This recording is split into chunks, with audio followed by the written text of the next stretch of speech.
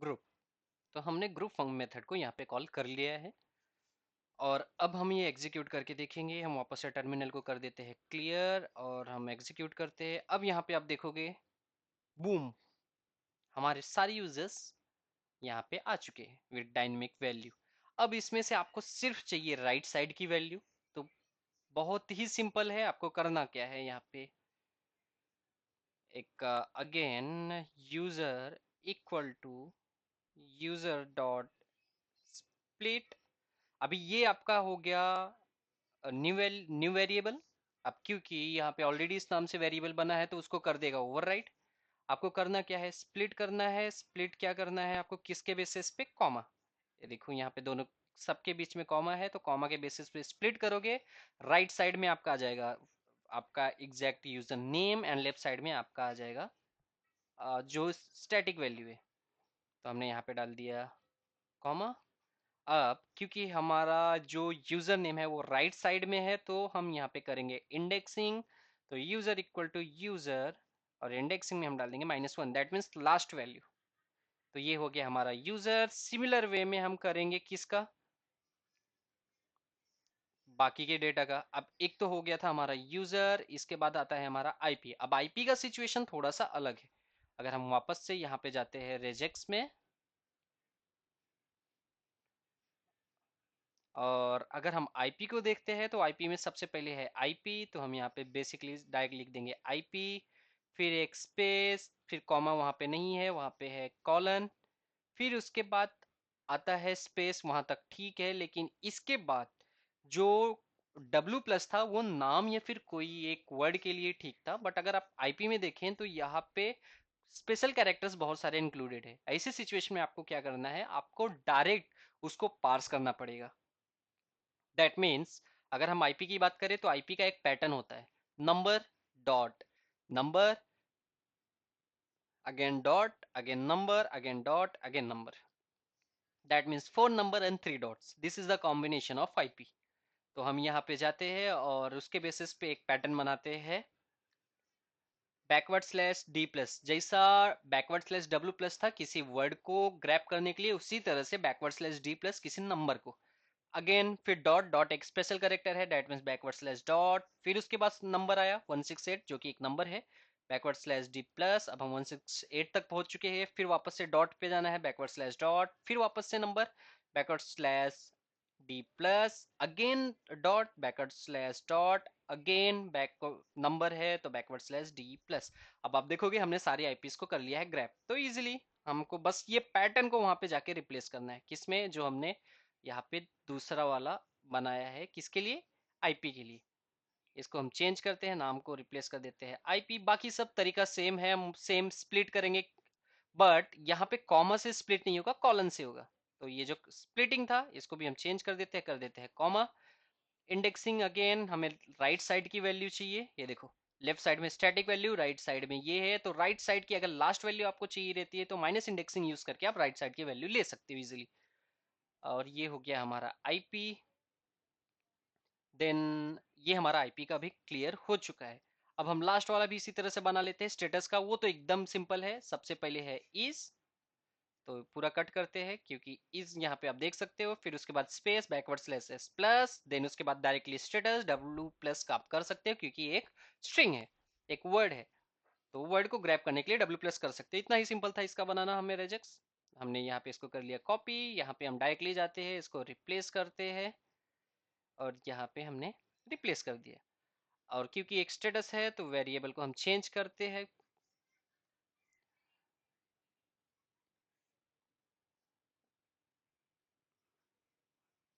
और ये हमारा स्टेटस भी हो गया है कंप्लीट, क्योंकि हमें राइट साइड की वैल्यू चाहिए तो हम माइनस इंडेक्सिंग करेंगे।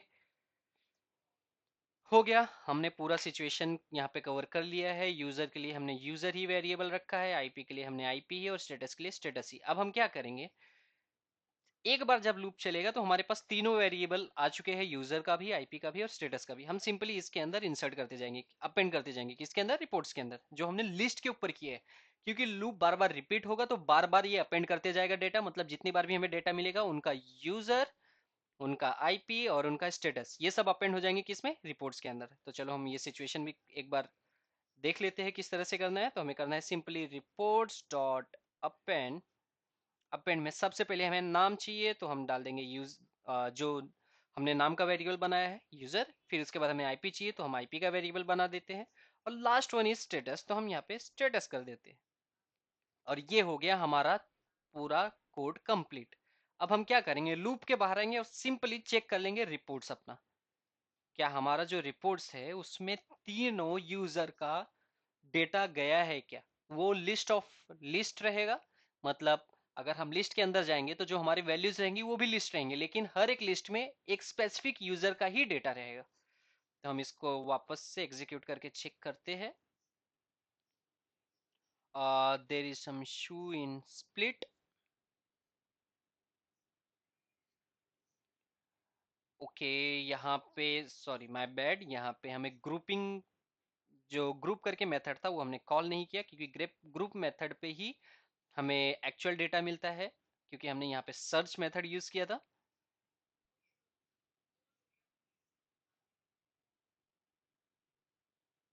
Group and the last one is also group. हमने प्रिंट करने के टाइम पे भी जो हमारा वेरिएबल था उसके बाद ग्रुप मेथड को यूज किया था, तब जाके हमें डेटा मिला था। तो ये हमारा ग्रुप का जो मेथड है वो हमें एग्जीक्यूट करना था। Again clear and execute.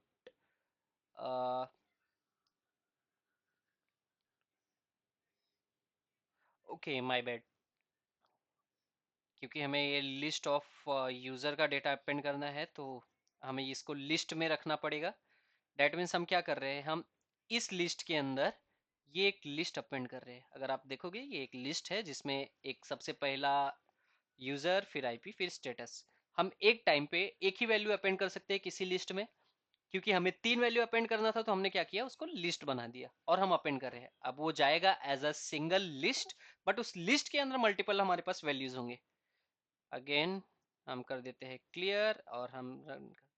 Now boom, you can see ये हमारे पास बना है लिस्ट ऑफ लिस्ट, जो हम कर लेते हैं यहाँ से कॉपी। हम यहाँ पे आते हैं नीचे, इसको पेस्ट करते हैं और देखते हैं हमारे पास डेटा क्या है। इसका व्यू हम कर देते हैं थोड़ा सा वर्ड रैप, ताकि आपको दिखे अच्छे से। अभी देखो, ये एक लिस्ट हो गया, ये दूसरा लिस्ट, ये तीसरा लिस्ट, और ये चौथा लिस्ट। सबसे पहले जो डेटा है वो किसका है, कृष्णा का। दूसरा डेटा एबीसी, और तीसरा डेटा है एडब्ल्यूडी। कृष्णा यहाँ पे आता है 192.168.0.1, बट स्टेटस में देखोगे तो यहाँ पे इज कनेक्टेड पूरा आ रहा है। अभी हमें क्या करना था, हमें सिर्फ स्टेटस लेना था, बट हमारे पास इज कनेक्टेड आया। वो इसलिए क्योंकि हमने जो स्प्लिटिंग की है वो कॉमा के बेसिस पे की है। यहाँ पे इन दोनों के बीच में क्या है जिसके बेसिस में हम स्प्लिटिंग कर सकते हैं, वो है स्पेस।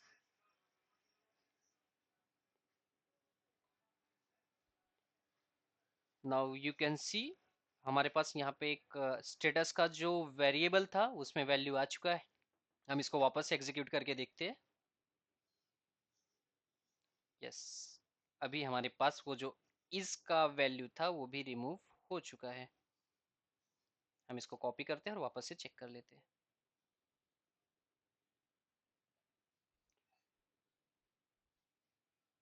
हम इसको रिमूव करते हैं, यहाँ पे आके मैं प्रिंट करता हूँ।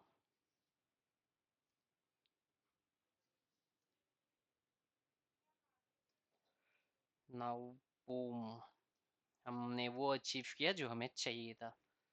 हमारे पास हर लिस्ट में एक स्पेसिफिक यूजर का ही डेटा है, कृष्णा, जिसका आईपी ये है and status connected. ABC with this IP and its status is connected. Now task is completed. regex का लेक्चर यहीं पे खत्म। नेक्स्ट वी विल सी कि हम regex में और क्या क्या टास्क कर सकते हैं। एंड आगे आने वाले लेक्चर्स में हम फाइल हैंडलिंग को भी सीखेंगे। That means you can create your own reports and also you can create Excel files using panda libraries. So panda libraries के जो लेक्चर्स है उसके सेपरेटली हम लोग प्लेलिस्ट बनाने वाले हैं। Then we will see again. See you, bye bye.